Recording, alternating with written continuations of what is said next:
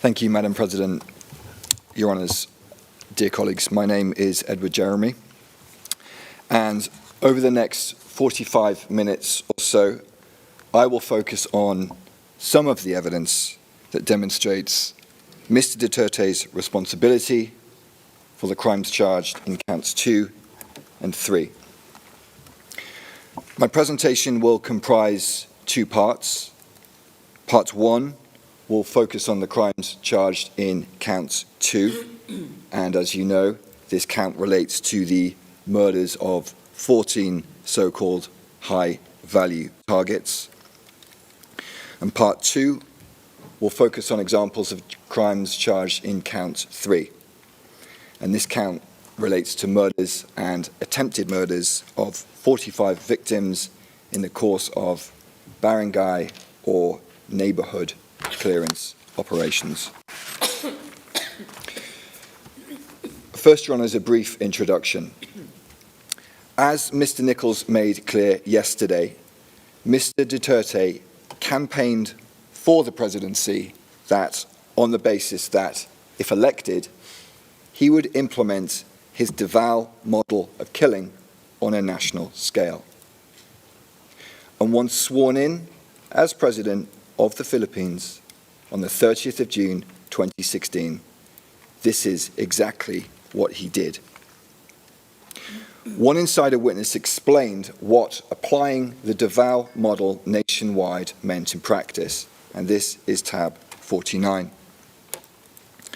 As we see on our screens, Evidence Channel 2, this witness stated, quote, "It means that he wants to apply how Davao addresses the drug problem in a national scope, the whole country. It means that zero tolerance on drugs. And what I understood is that we have to eliminate, neutralize drug pushers, just as in Davao." And as we've heard, this Davao model also included the payments of rewards for such killings. And as President, Mr. Duterte expanded and replicated this Davao model across the Philippines, working together with many of the same people, his co-perpetrators, following the same plan, and using the same methods. On becoming President, Mr. Duterte appointed his co-perpetrators from Davao, a number of whom Mr. Nichols introduced yesterday, to senior positions in the police and the government. And in these high-level positions, Mr. Duterte and his co-perpetrators had authority over thousands of state personnel, including those that formed a national network that the co-perpetrators used to carry out the charged crimes, as Ms. Croft will shortly describe in more detail. And Your Honours, central to this plan to carry out the charged crimes was the formal national anti-illegal drugs campaign in the Philippines. And this campaign was launched through a document titled Command Memorandum Circular number 16, 2016. This was issued by newly appointed PNP Chief Ronald De La Rosa on the 1st of July 2016, the first full day of Mr. Duterte's presidency. On our screens, we see the first and last page of this document, and this is tab 112 of our binder. We see that the subject is, quote, PNP Anti-Illegal Drugs Campaign Plan, Project Double Barrel.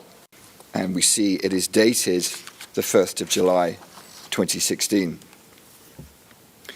On the first page, there are a series of supporting references for this memorandum, and the first foundational reference is the, quote, pronouncement of President Rodrigo R. Duterte to get rid of illegal drugs during the first 6 months of his term.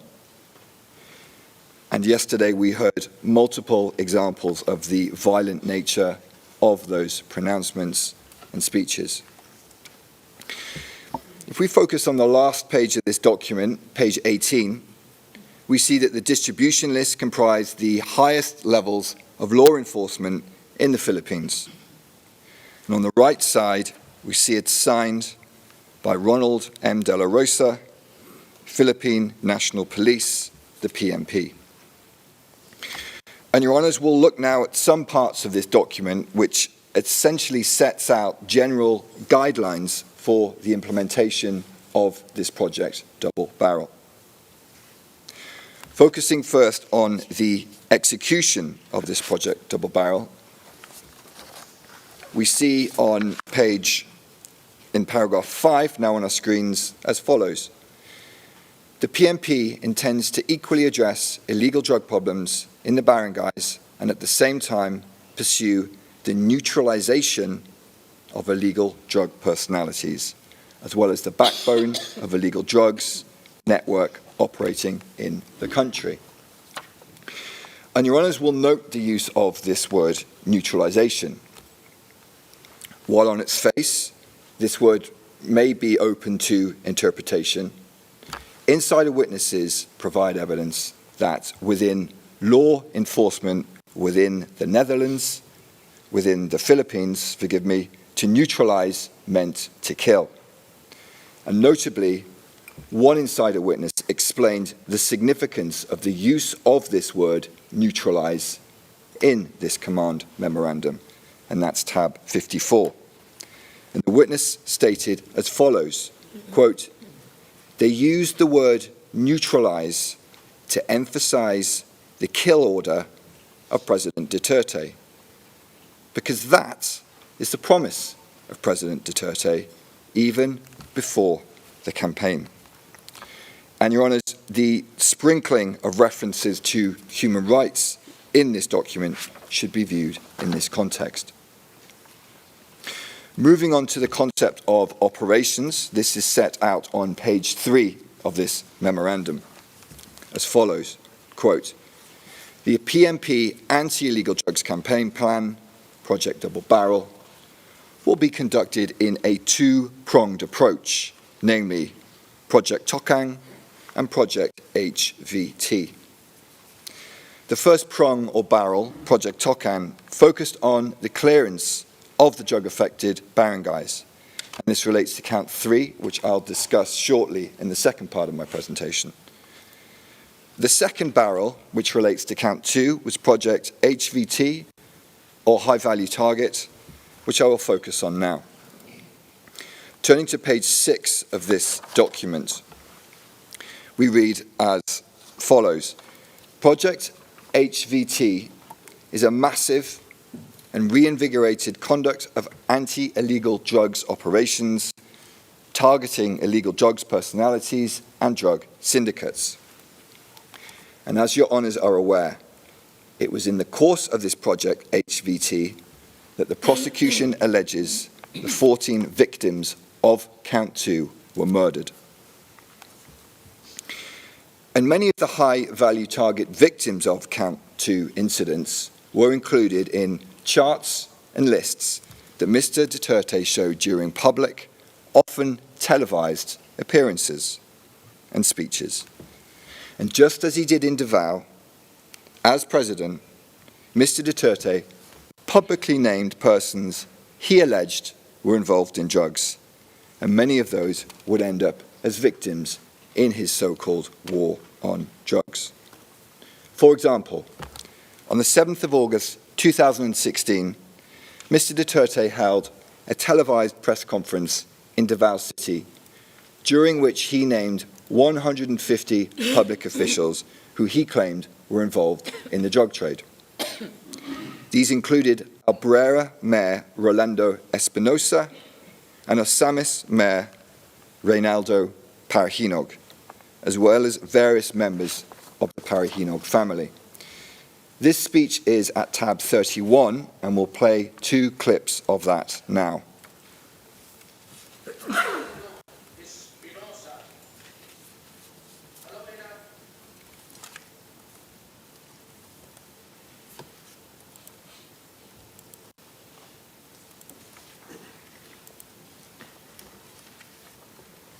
Rinaldo Parahinog, alias Andong, the mayor of Usamin City. Nova Princess Parahinog Chavez used to be the wife of, I think, Kulangko. Yung poster boy doon sa blandi-blandi pambuhok. Hindi naman, tisoy. Alam mo, baskin saya magpunta, abangan ko kayo. Kasi wala na ako sa presidency, habang may baril ako. Wherever you go, I will be waiting for you, even if I'm no longer president, as long as I have a gun. And indeed, as your honours are aware, Mr. Duterte did not need to wait long. On the 5th of November 2016, Mayor Espinosa was murdered. That's charged incident 13. Then, on the 30th of July 2017, Mayor Parahinog, together with a number of others, was also murdered. That's charged incident 14. And during the same speech that we just saw, Mr. Duterte emphasized his direct involvement in the preparation of this list as follows. Third, the validation. I'm the one reading it, and I am the sole person responsible for this all. And this list was subsequently published by the media, who referred to it as the narco list, or as we see from the article on our screens, simply the Duterte list. And Your Honours, Mr. Duterte continued to flaunt his list of so-called high-value targets. Perhaps the most significant of these lists was the President Rodrigo Duterte list, or the PRRD list for short, and that's at tab 48 of our list of materials. Your Honours, this was basically an Excel-style spreadsheet that listed persons alleged to be high-value targets. The slide now on our screen shows the first page of the PRRD list, which includes photos of various persons designated alleged to be high-value targets. And at the bottom of this list are a series of different tabs, some of which have been enlarged on our screens. And as we see, they include different regions of the Philippines, and within these tabs are lists of names and identifying information of persons alleged to be high-value targets. And the persons included in this PRRD list were also assigned different levels, as set out in our PCB, in our brief, paragraph 99. As we see from the slide now on our screens, these levels range from 1 to 5. At the lowest level 1, this included lower level government and police, as well as street level pushers. And at the highest level 5, this represented the highest value targets, drug wholesalers, financiers, and high-ranking police officers. And consistent with the Davao model of killing, rewards were also paid when a high-value target was neutralized, meaning killed. And this evidence is set out at paragraphs 52 and 99 of our brief. And these rewards were not part of the regular PNP budget, but were provided by Mr. Duterte, who also publicly offered perpetrators rewards for killing. Your Honours, to sum up the significance of the PRRD list, I turn to the words of another insider witness, and this is tab 54. Quote, "This list was used by the police in their operations. And if you are in the list, you will be the subject for police operations. And most of the time, the people on the list are killed. So basically, the PRRD list is a dead list." And Mr. Duterte publicly paraded this PRRD list on multiple occasions. For example, during another televised speech on the 2nd of February 2017, tab 111, he stated the following. This is the drug industry of the Philippines. And in this same speech, we'll shortly see Mr. Duterte holding another page of this PRRD list, reacting to criticisms based on human rights in relation to his so-called war on drugs. Tapos sabihin mo lang ako takot-takutin mo ako ng human rights. Pakain ko ito, bunganga nila. Oh. And Your Honours, on this issue of human rights, as Mr. Nichols explained yesterday, during his speeches in Davao, Mr. Duterte, well versed in the law, would occasionally seek to legitimize his encouragement of state violence by references to human rights and self-defense. And he continued to do so as president. For example, as we will see in the next clip, during a speech on the 20th of September 2016, which is at tab 130, he stated the following. Pagka bumunot, patayin mo. Pag hindi bumunot, patayin mo rin. Oh, tangin. Para matapos na. Eh, kaysa maula pa bro. Ako na ang bahala sa inyo.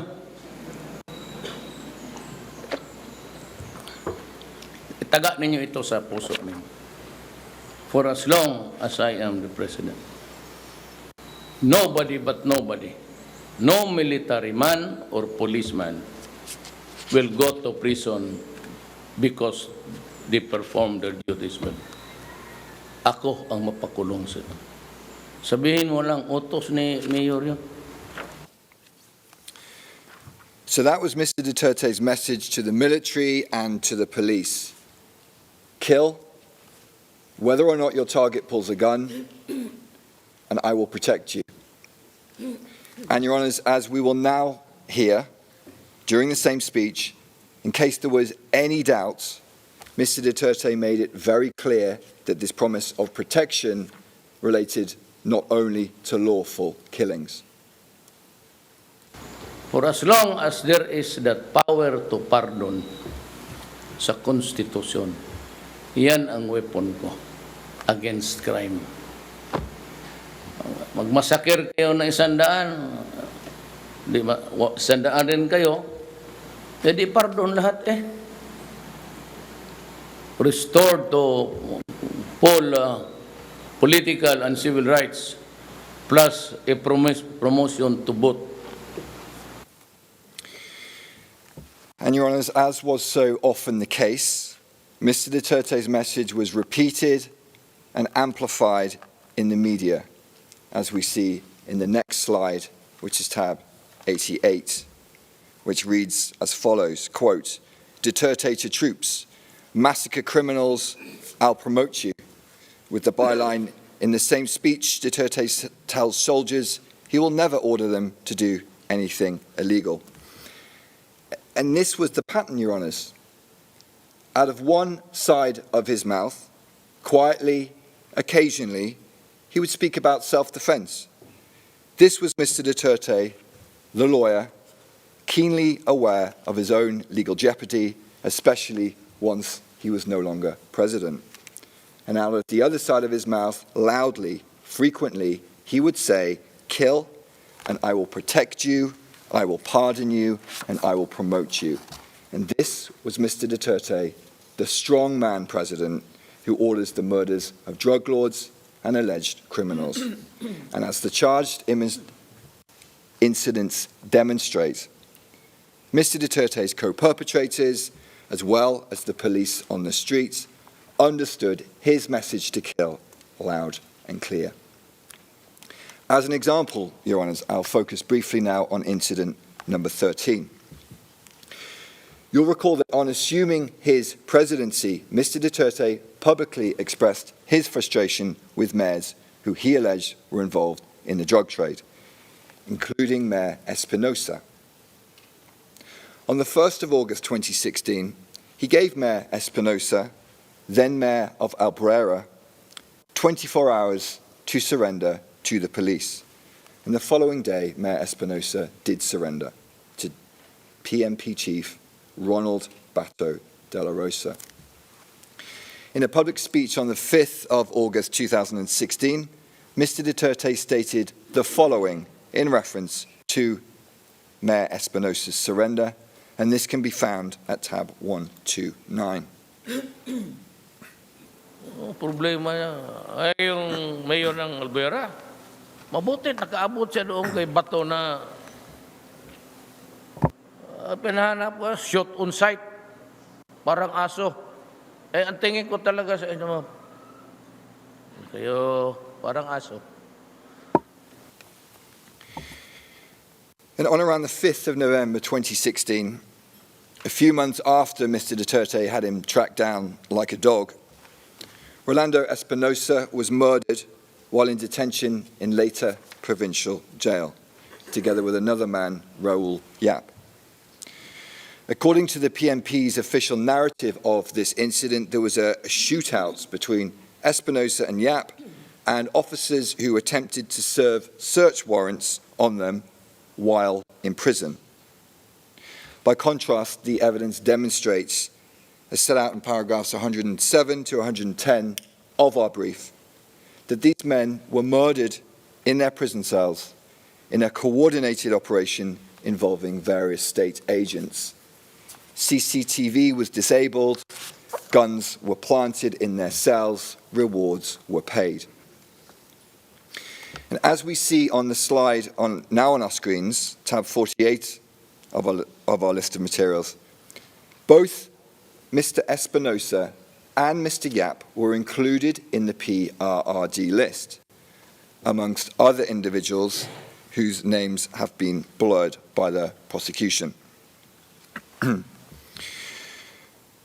Rolando Espinosa in the upper row is recorded as a mayor and alleged to be a drug lord, indicated as level 4. And Raul Yap in the lower row is also alleged to be a drug lord, listed as level 3. The arrest of both men is noted, and this is shown on the right side. Then separately, it is noted that they were neutralized. And in a further indication that to neutralize meant to kill, as we see here, it is only on the date of their death, the 5th of November 2016, that they were noted as neutralized. Additionally, in the tab of the PRRD spreadsheet labeled high-value targets, now visible on our screens, there is a photo of Mayor Espinosa. He's the person in the yellow T-shirt in the second row on the far right side.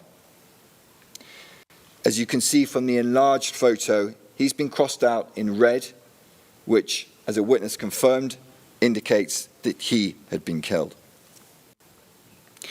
And if your honours look closely at this list, you'll see it appears to be the same list that Mr. Duterte held during a speech on the 2nd of February 2017. And for reference, these are tabs 48 and 111. And your honours, following these murders, Mr. Duterte continued his public threats. For example, on the 9th of February 2017, he stated publicly that mayors involved in illegal drugs should resign or face death. We'll play an extract of this speech, which is at tab 132 now. Tatawagin ko yung mga mayors, ilak ko, no, kami-kami lang. Sabihin ko talaga sa kanila. Ganong kakapal yung pinakita ko sa inyo. Hanapin mo yung pangalan mo dyan, mayor. Na pag nandyan yung pangalan mo, may problema pa. Talagang papatayin kita. Mr. Duterte's message to the mayors could not be clearer. If your name is in my list, then I'll kill you. And in case anyone watching this speech has any doubt about his intentions, Mr. Duterte goes on to comment on extrajudicial killings. And as he does so, your honours will note the nonchalant, casual manner in which he draws his finger across his throat. Let's play the video. Wala akong ako talaga ang wala akong maipagyabang. Kaya ginadaan ko na lang sa extrajudicial killing. And in this opulent, gilded presentation room, the officials laugh along with their president while he boasts about his skills in extrajudicial killing. And outside, on the streets of the Philippines, the bodies pile up. The evidence from one data set shows that as at the date of this speech, 9th of January 2017, almost 1,500 people had been killed in Mr. Duterte's so-called war on drugs. And that's paragraph 73 of our brief. A few months later, in an April 2017 speech, which I won't play, but is a tab 134.2, Mr. Duterte called the deceased Espinosa a, quote, son of a bitch, and after citing multiple allegations of murders by the police, he said he would pardon and reinstate any convicted police officer with a, quote, promotion to ranks higher, end quote. Your Honours, I move now to the second part of my presentation, the murders and attempted murders committed during the barangay clearance operations. And these operations were covered by the first barrel of Project Tokhang, which we looked at earlier.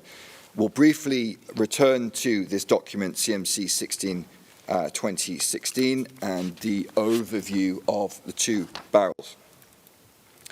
As the slide on our screen shows, the stated aim of Project Tokhang, just focusing on the first sentence, was, quote, accelerating the drive against illegal drugs in affected barangays, end quote.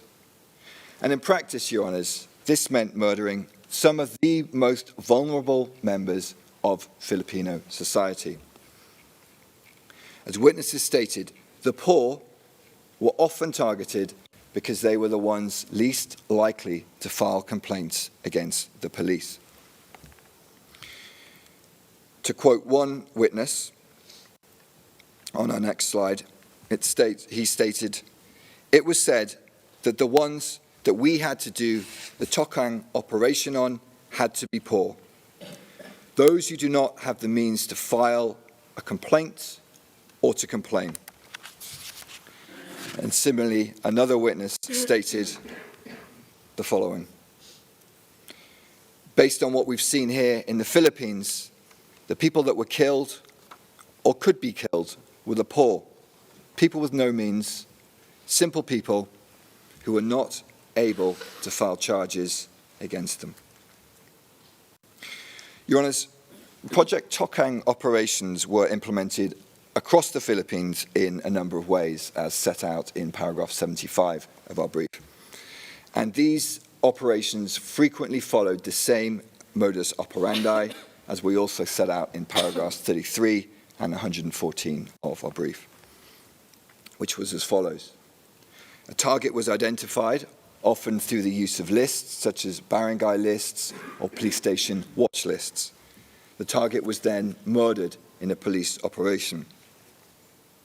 Weapons, drugs, and money, or a combination thereof, were then planted at the crime scene. And then the police reports were repeatedly falsified to legitimate the operations as acts of self-defense.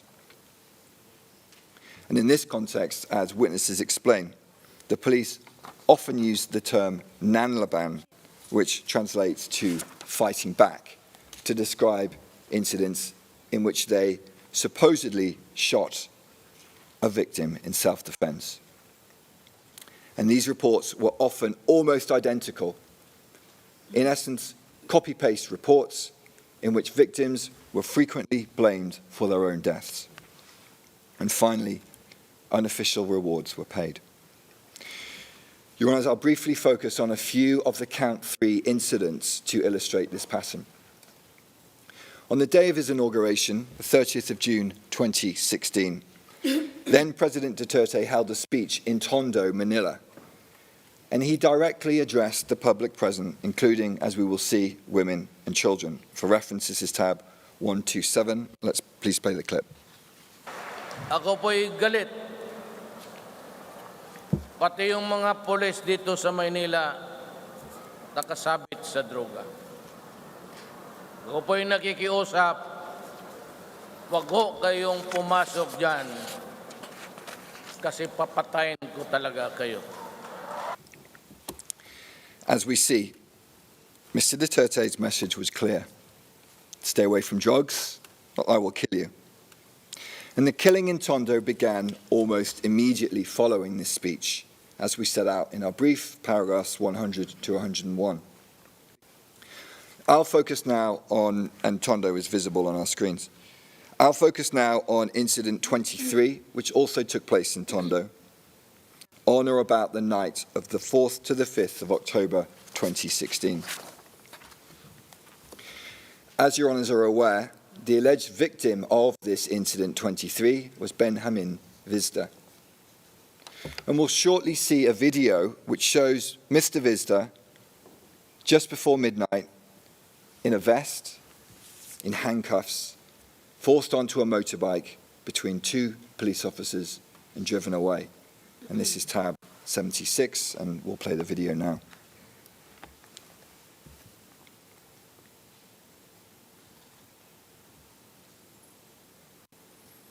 And we see now Mr. Vizda being forced onto the motorbike between the two police officers. And as he's been driven away, we see women and children chasing after him, no doubt terrified about what would happen next.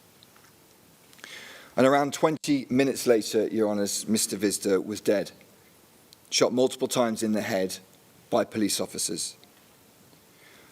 A witness described the scene, and Your Honours, the next slide will be a graphic image. And for reference, this is tab 77. The witness stated, quote, "The victim was lying on the street in handcuffs and was dead. He'd been shot in the head 7 or 8 times," end quote. The official account of this incident was recorded in a police report known as a spot report, dated the 5th of October 2016. This is tab 65. And this report, an extract of which is on the screen, stated that Mr. Vizda was killed by the police in self-defense after he snatched the firearm of a police officer while he was on a motorbike, while wearing handcuffs, and he shot at the police but missed. Your Honours, as demonstrated by the evidence in paragraph 126 of our brief, this narrative is false. Benjamin Vizda did not fight back. He was murdered. Your Honours, Project Tokhang was also carried out through one-time, big-time, or OTBT operations. And these were large-scale, high-intensity police operations that often resulted in multiple murders. And one such operation took place in Bulacan, shown on our screens, between the 15th and the 16th of August 2017. In August 2017, the police made a press release regarding their recent operations, which noted that 32 people were killed by the police in simultaneous one-time, big-time operations from the 15th to the 16th of August 2017. This press release, which can be found at tab 108, is visible on our screens. In the headline, we read, quote, 32 killed, 107 arrested, as firearms, grenades, and numerous illegal drugs were seized in Bulacan, PMP, simultaneous big-time operations. And focusing, Your Honours, on the paragraph at the bottom of the screen, we see that the deaths of these 32 people were recorded as, quote, significant results, end quote, of the, quote, intensified campaign against illegal drugs, otherwise known as Project Double Barrel Reloaded, end quote.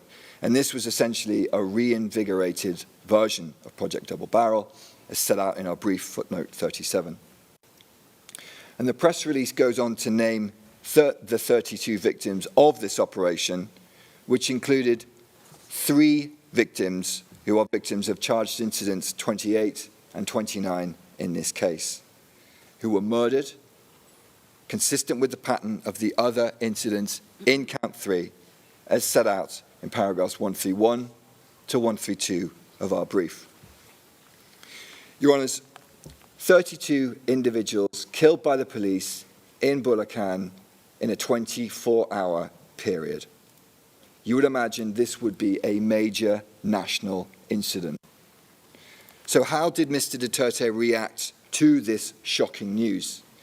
Let's hear what he said, and for reference, this is tab 147.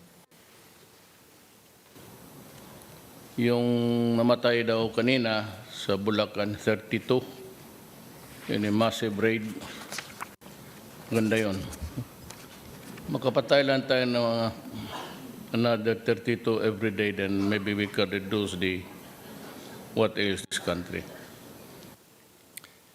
So that was the President's message in response to the death of 32 Filipinos in a single day. He essentially said to the police, well done, keep going, let's kill another 32 every day. And, Your Honours, in this context, as you would expect, the killings went on and on.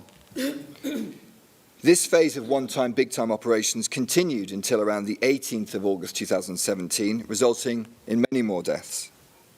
As one witness stated, quote, "It was hunting season, a killing spree," end quote. And that's at tab 77. And on the evening of the 16th of August, in the midst of this killing spree, perhaps at the same time as Mr. Duterte's speech in Bulacan, a 17-year-old child named Kian de los Santos was murdered in Caloocan, the location of which is marked on our screens. And this is charged incident 30. As usual, the police claimed that Kian de los Santos shot at them and they were forced to shoot him dead in self-defense. Another victim blamed for his death. As set out in our brief, paragraph 133, this account is contradicted by CCTV footage showing police dragging the child across the ground, and other evidence shows that after pleading for his life, he was shot twice in the head. And the next slide is a graphic image, Your Honours, and that's tab 151. On our screens, we see the tragic image of the body of the 17-year-old child, Kian de los Santos. And as noted in our brief, paragraph 56, this brutal murder led to a massive public outcry across the Philippines. And in these circumstances, exceptionally, the direct perpetrators of these murders were prosecuted and they were imprisoned. And in the face of this public outcry, Mr. Duterte was forced to temporarily withdraw police from drug operations from the 10th of October to the 4th of December 2017. And this led to a reduction in the frequency of killings. In announcing this temporary withdrawal, Mr. Duterte sarcastically stated that he hoped that this would satisfy, quote, bleeding hearts and the media, end quote. And in this way, he publicly communicated that this was not a genuine effort to prevent crime, but rather a temporary attempt to placate public criticism. And less than 2 months later, Mr. Duterte decided to once again scale up operations. He ordered the PNP back into the campaign, and the killings once again intensified. And, Your Honours, regrettably, children continued to be the victims of these killings. Your Honours will recall that at the very start of his presidency, Mr. Duterte gave a speech in Tondo, and we saw a part of it earlier. This is tab 127 on our list of materials, and we'll watch another portion of that speech now. Yung mga adik ho dyan, kayo na lang ho ang pumatay. Kung anak niya, ikaw ang pumatay. Kung anak niyang adik, kayo ang pumatay para hindi masyado masakit.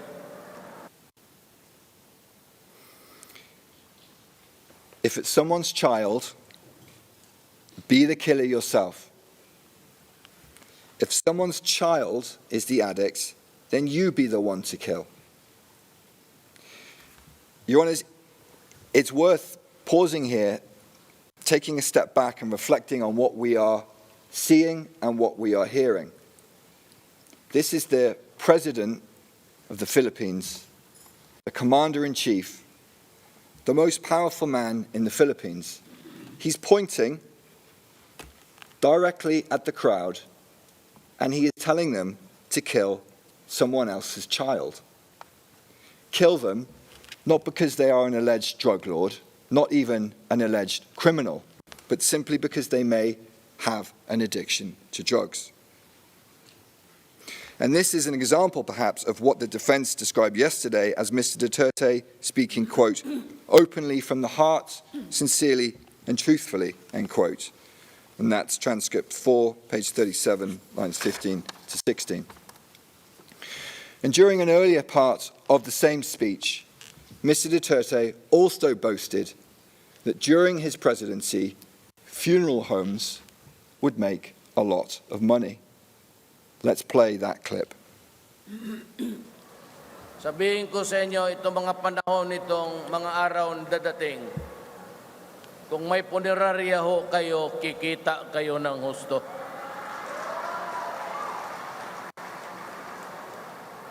Tayo ko yung mga small time na punerarya dito, doon. At sigurado hindi kayo malugi. At pag humihina na ang negosyo ninyo, sabihin ko lang sa mga pulis, bilis-bilisan ninyo ng konti para kumita yung tao sa negosyo nila. Ayan, sinasabi ko na sa inyo. Hindi ako nagbibiro. So again, here's the President assuring funeral homes that if their business declines, he will, quote, tell the police, hurry up a little so people can make money from their business, end quote. And he stressed very clearly he was, quote, not joking. And as my friend said yesterday, transcript 4, page 30, lines 18 to 19, quote, for President Roddy, his word was his word, and the people knew it, end quote. In this context, to conclude, I'll focus briefly on incidents 38 and 45. As your honours know, in the course of these incidents, which occurred during 2018, on 2 separate occasions, the police detained a child aged around 14 or 15 years old. On each occasion, the police wrapped the child's head in packing tape so no one could hear them scream, and then strangled the child to death with wire. It's difficult to imagine a more terrifying end to 2 lives that had barely even begun. And these murdered children were then sold to funeral homes who profited from their bodies, as explained in paragraphs 142 and 150 of our brief. Your Honours, dead children, police ensuring that funeral homes made money. Mr. Duterte indeed was not joking. Thank you, Your Honours. This concludes my presentation. I now hand over to Ms. Croft.